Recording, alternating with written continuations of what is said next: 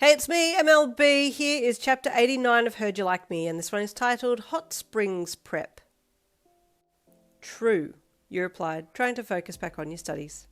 Jirou did help you a lot with your homework that night, and then you two spent some quality time between the sheets, and then it was up and back to school the next morning. After waking up, you went back to Momo's room next morning to get dressed for school that day and chat to her about the hot springs plans. It appeared that they were happy to rent out all of the rooms to your class, since the owner recognised Momo's last name and noted that her dad was a frequent guest there, always willing to pay for everything, and his guests always kept their places neat and tidy. Now we just need to confirm which weekend with the rest of the class to make sure everyone can be there, and I'll book it and put the down payment, Momo said to you. Sweet, you replied as you buttoned up your school shirt. Let me know how much and I'll send it through. Oh, of course, Momo said. Classes that day were boring as all hell, but you managed to get through them, and then your class got together at lunch and chatted about the upcoming hot springs getaway, and it was organised and set. I wonder if there will be any hot girls there, Denki asked with heart-shaped eyes.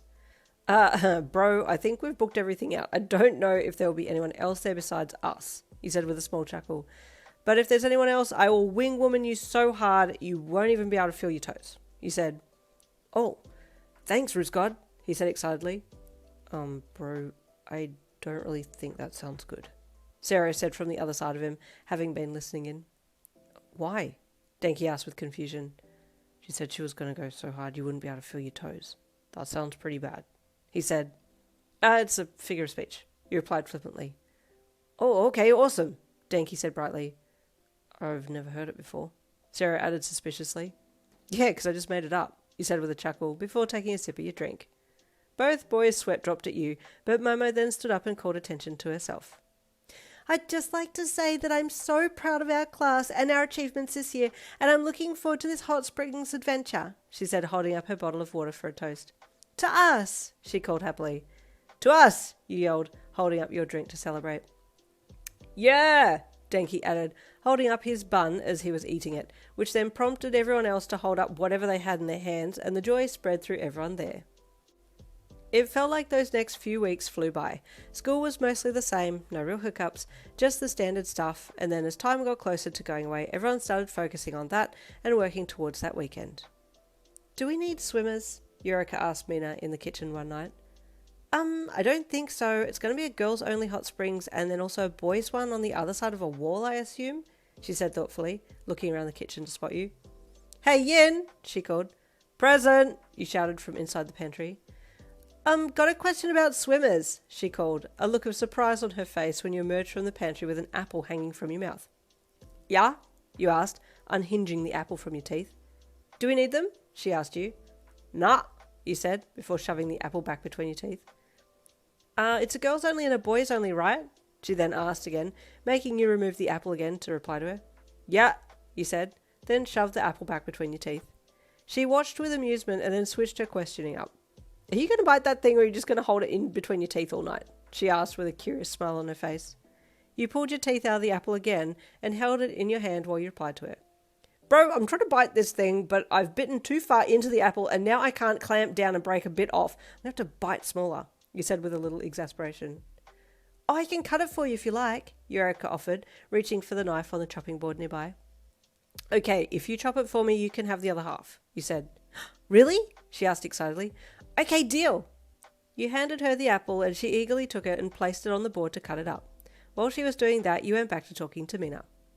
Man, I'm pumped for this trip. Hey, I've not done a trip with you all and it's going to be so fun, you said. Oh, I know, right? She replied. I can't wait to just chill out in the hot springs talking about boys and crushes and girls too, you know, I guess. We can just talk about anything, she said excitedly. You laughed. I'm down, you replied, smiling and thanking Eureka when she handed you back a chopped apple. The next 2 days were spent finishing up with school and packing for the hot springs trip, and then you were all gathered in the lobby of Heights Alliance, ready to head to the local station that would take you to the hot springs place. It's pretty cool taking a country train to the hot springs. The station is just down the road from the gates of the hot springs, right? You asked Momo, walking beside her. Yes, she said happily. There will be 2 more stops before we leave the main town, and then we head into the mountains. It's about a 45-minute trip, she added. You smiled. This is so exciting, right? Hagakure asked as she bounced up beside you and Momo. I'm so happy we could all get together as a class. Me too, you replied, looking around for Jirou. You had spotted her earlier, but she had been talking with Mina, so you'd just let her be, but you were wanting to spend some time with her too. So I wanted to call her over if she wasn't talking to anyone. As you looked around, you saw her, and she smiled and made her way over to you and Momo. This is good getting another getaway so quickly after we came back from our own holiday, she said. Think of it as an almost mid-term escape before we have end-of-year exams, you said with a wink. Ugh, exams, she said with a small frown. You'll be fine, we'll all be fine, you promised her. I hope so, she said. But anyway, your dad was okay with the money for the trip? She then asked you. Oh, yeah, all good, you replied. I was worrying for nothing, you added with a sheepish chuckle. Gotta make her think I was worried about that and not worried about having to leave at the end of the 10 months, you thought. By now you had all filed onto the small train platform and were all waiting patiently for the train to arrive, and then the speaker overhead crackled to life and the voice announced that the next train to arrive on platform 1 would be heading into the mountains, and you smiled as you saw the country train pulling slowly into the station. And here we go, you said as the train pulled to a stop and the doors opened. Okay, everyone in, you called, stepping to the side so you could usher the rest of your classmates in to make sure everyone had made it on board. Once everyone was in, you got in as well and sat in between Momo and Jirou, with Eureka, Mina and Tsui sitting opposite facing you on the 3-seater. Not long now, and we'll be relaxing in super hot, lovely water with nothing but bliss and tranquility surrounding us, Mina said with a happy sigh. I just want to zone out. Did we check the weather? You suddenly asked Momo. Is it going to be good weather over the weekend? No storms or anything? I made sure that there would be no wild weather. No one else is staying in the hot springs, and no villains have been sighted anywhere around the place, so we should have just a relaxing time with no interruptions, she said proudly. I feel like our class is sometimes prone to getting into trouble. Are you referring to our internship earlier this year? Mina asked. Because that was wild. I think there will be no mishaps this time. Suddenly you sneezed and all the girls looked at you. Sorry. Got a bit of foreboding up my nose, you said. Foreboding? Mina asked with surprise. Huh? No, I said foreign body, you replied. Mina, you better not jinx us like that.